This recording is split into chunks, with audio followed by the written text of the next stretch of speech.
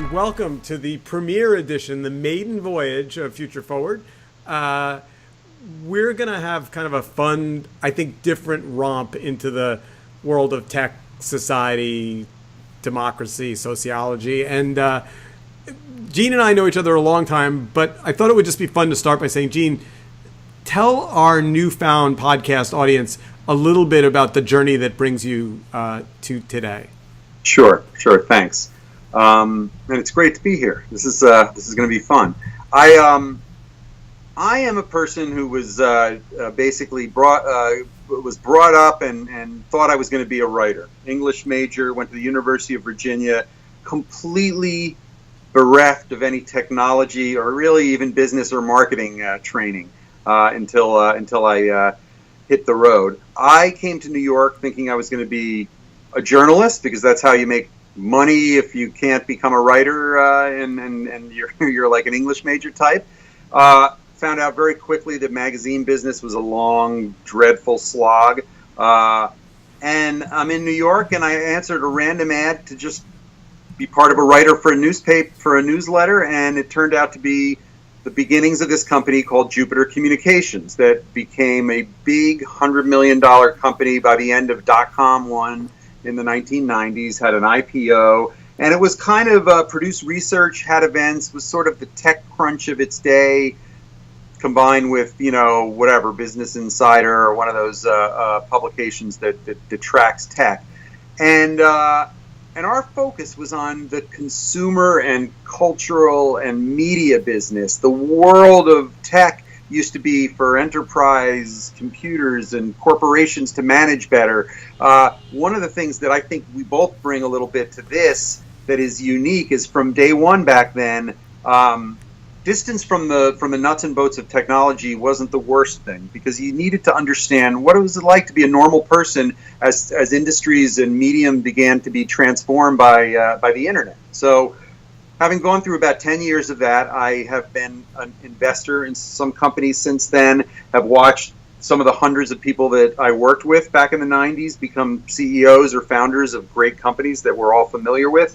And I started 3 or 4 additional companies that were not standing on the sideline, but in the world of marketing and media digitally. So one of them is a company called House Party that's still around that does marketing through events in homes using the internet, and I built some really nice but failing ultimately mobile apps, and that's probably a good place to stop. Let me just ask one question. Yeah. Today the people that are analysts seem either distant from the things they look at or almost adversarial. My memory of Jupiter was that it was both an analytical organization, but also, like, in its DNA, excited about what it was witnessing. Yeah, I that's true. I think that, and it could be that that's a sign of what the times were then. It is now so obvious that the internet is here but I do think if there was any breathlessness to it, it was that you had dozens of areas, some of which we'll be covering, in this podcast,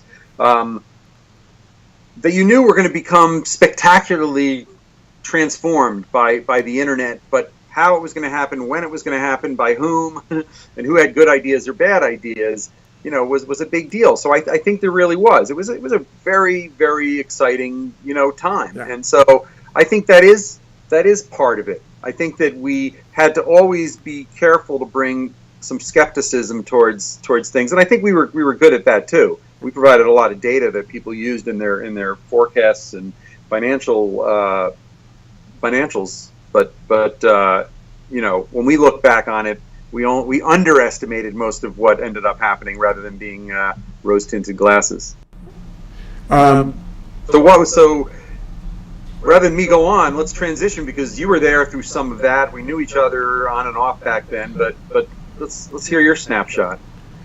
So, I've done 5 companies.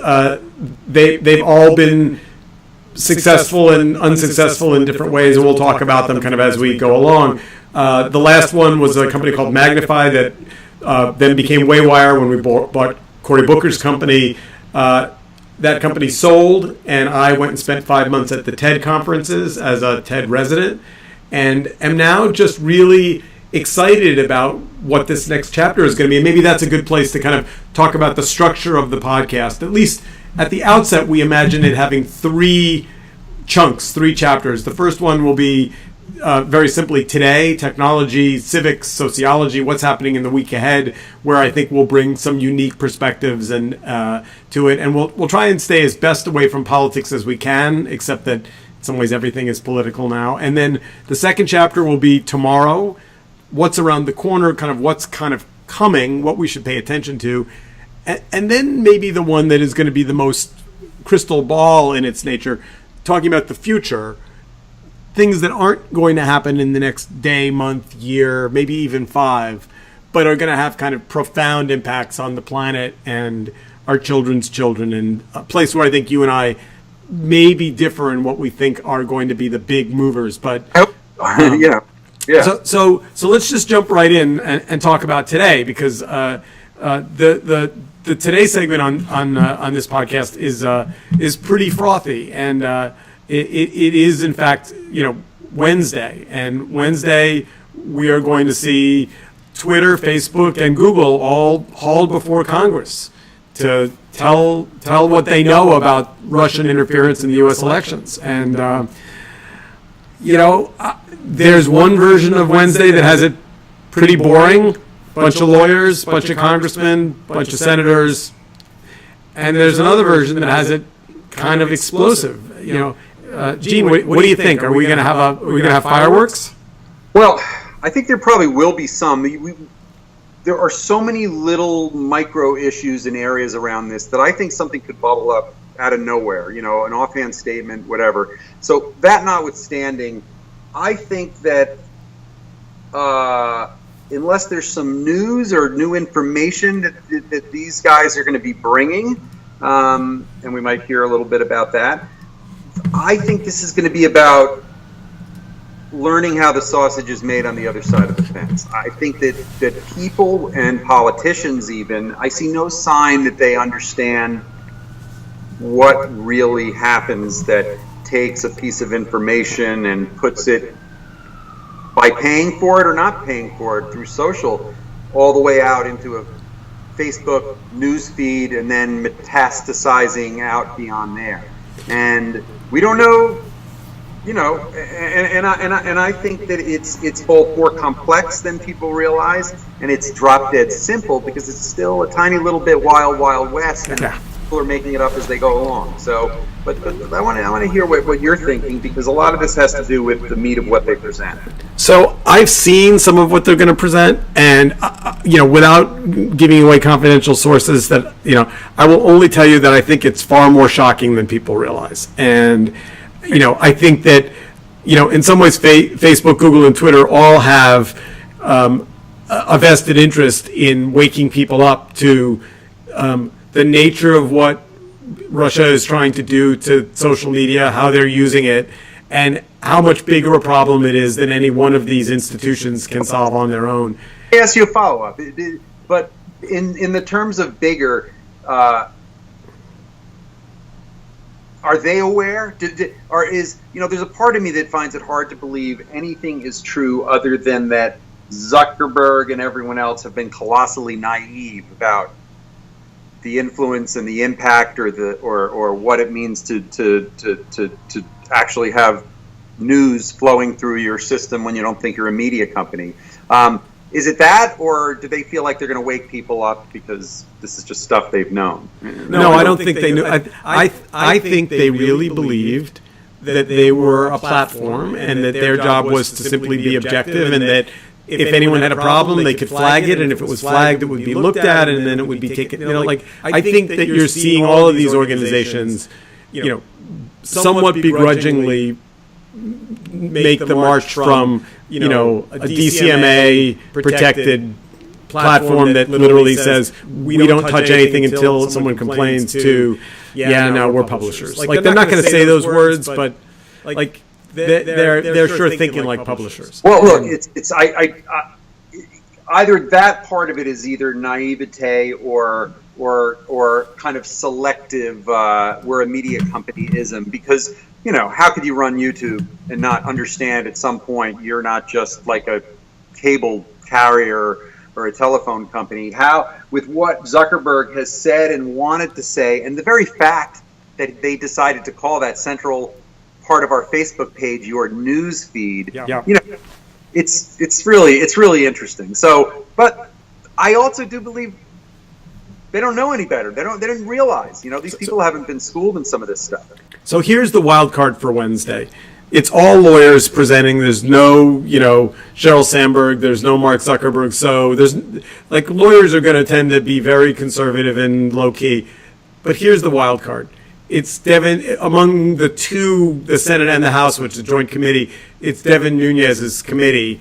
And he hasn't been on the front page of the paper for 2 weeks. And I think that he may decide to grandstand. Right. And what grandstanding mean for him in terms of being deeply divisive?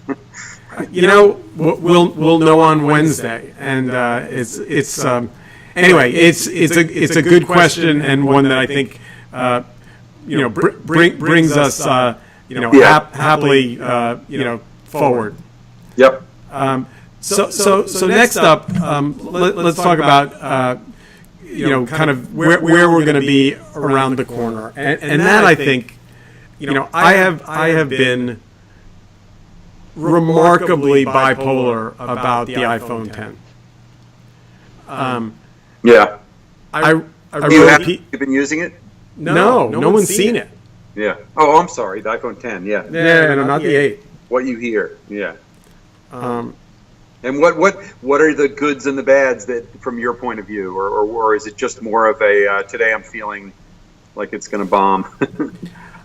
Well, no. I mean, I wrote a piece for Media Post back in September in which I said the iPhone 10 was going to be the starting bell of the AR, VR, particularly AR world, and I was absolutely sure.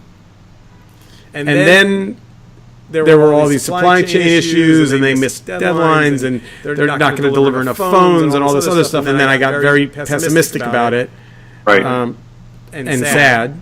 Yeah, no, absolutely. Do you think that we're entering a stage where the needs, where the disparate needs for horsepower, specific hardware capabilities, or merely even attention, is kind of pulling this apart a little? I mean, one of the things that I feel like has happened in the last few phones is that some of the basics have kind of fallen a little on the wayside. Notorious problems with mics, with audio input on some of the iPhones. A lot of false positives on battery life, and then the compatibility issues. I mean, this thing is just crazy. The microphone dongle that they've been using, and combined with Bluetooth, is it stable for this stuff? It makes it really hard. So just so we can define for our audience what level of psychosis each of us has on this topic. Yeah. I can answer it in a really simple question. Right. Thursday morning, 3 a.m., were you sleeping? Yes. Yes. And I was up. Yeah, and you were up. Yeah, it's and it's, by the way, one might wonder, why would we care one way or the other? Does it level the playing field for them to trip up a little? Is it really bad news? And I think it is bad news. I think this stuff needs to, be pushed along and move along. And I think there's real issues here. So by the time we record our next podcast, I will be holding an iPhone 10, and I will give you my initial reaction, and it better walk on fucking water is all I have to say. Yeah, I mean, I think the big issue is they haven't had a quantum leap forward on a new phone in a while that I really recognize. It's a little bit here, a little bit there, and I'm not really sure, what happens at this point. So, all right. So with that, we move to the next big thing.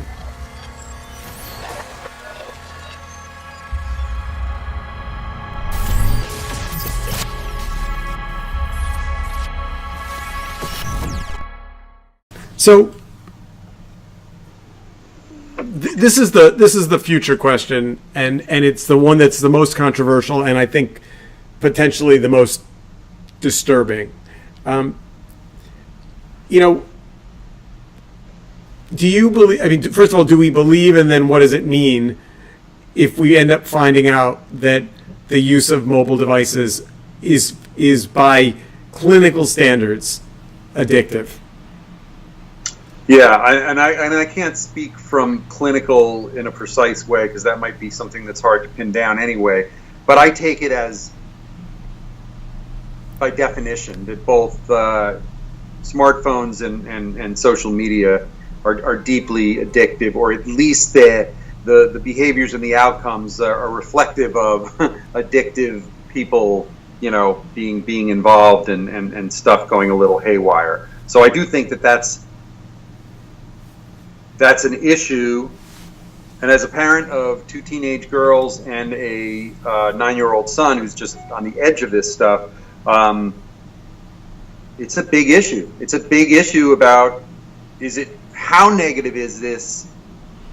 And is it so negative it outweighs the positives, if there are positives, in having these phones in our lives? Is it possible that we're at like the John Wayne era of cigarette smoking, where like cowboys smoke cigarettes, and everyone on TV and everyone in the movies smokes cigarettes, and handsome men smoke cigarettes, and we're like even though the tobacco companies at that point probably already knew that there was a health impact, like are we really is that the journey we're on?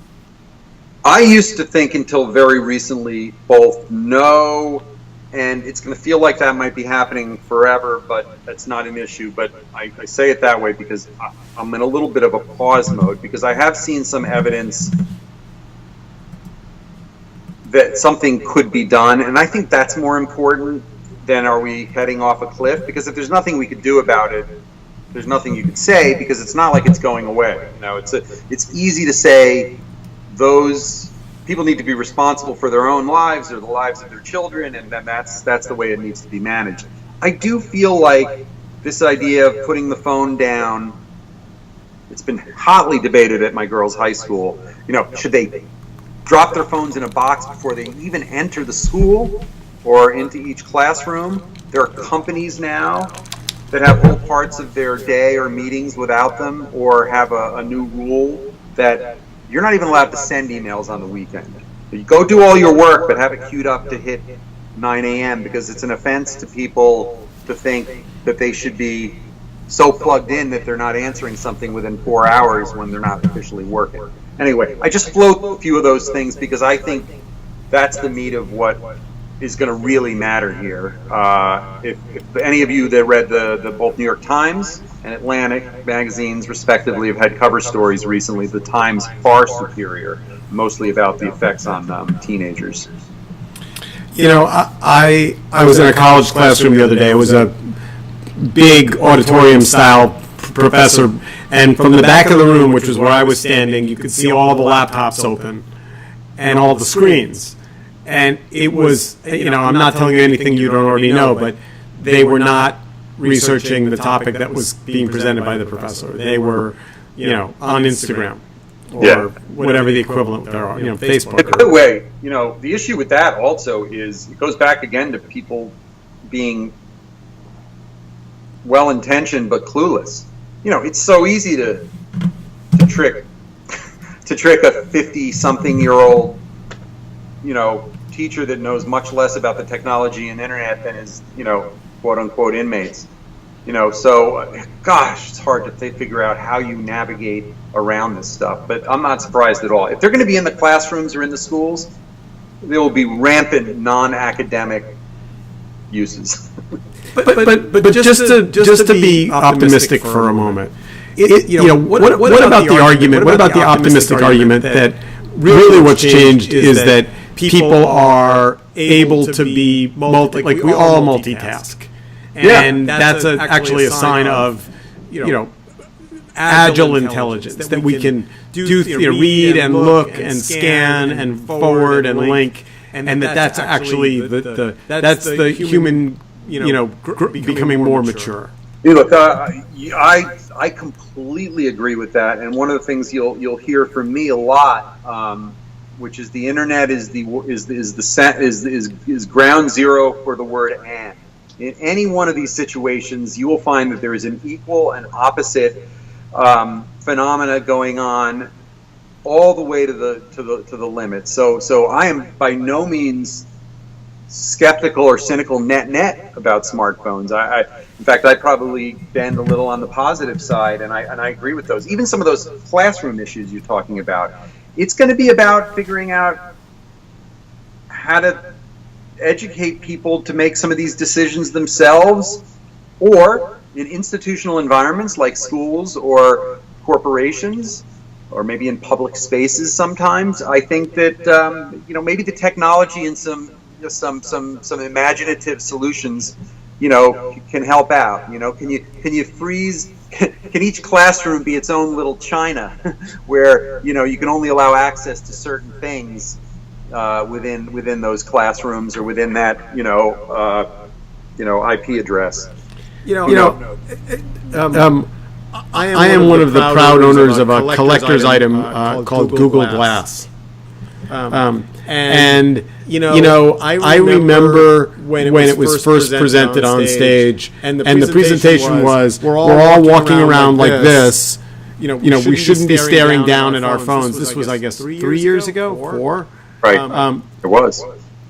And I bought Google Glass believing that this idea of a data layer that would float in front of me was better than staring at a thing. And Google Glass was obviously a failure by any measure. But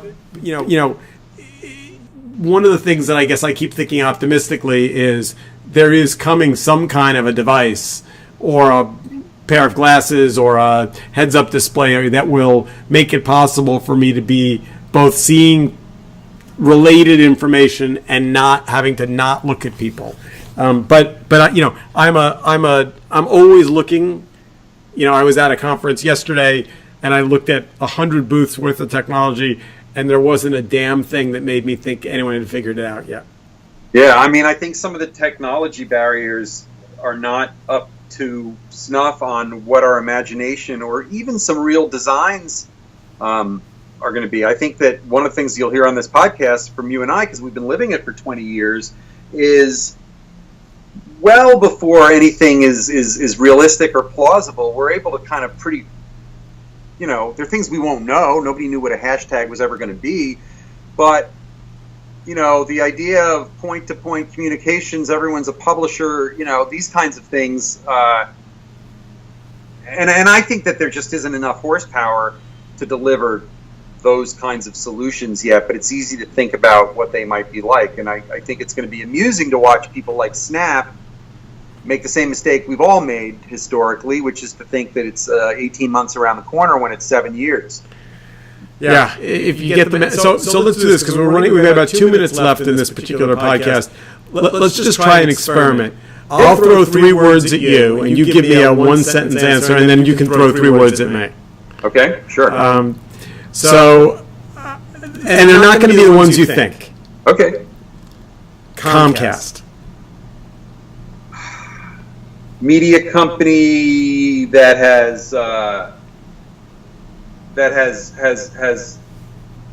arrived there from cable. All right. I get 2 more, and then it's your turn. You can get me back.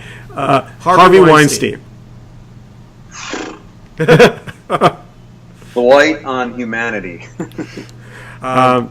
Last one.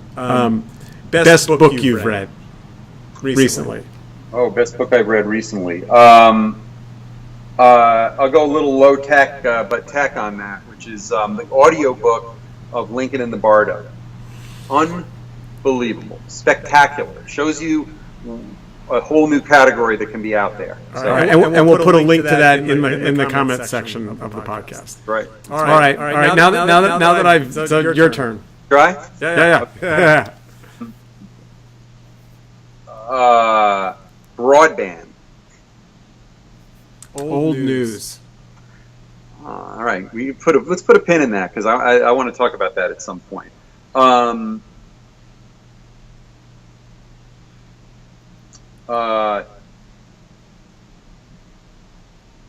GPS. Oh, that's a good one. So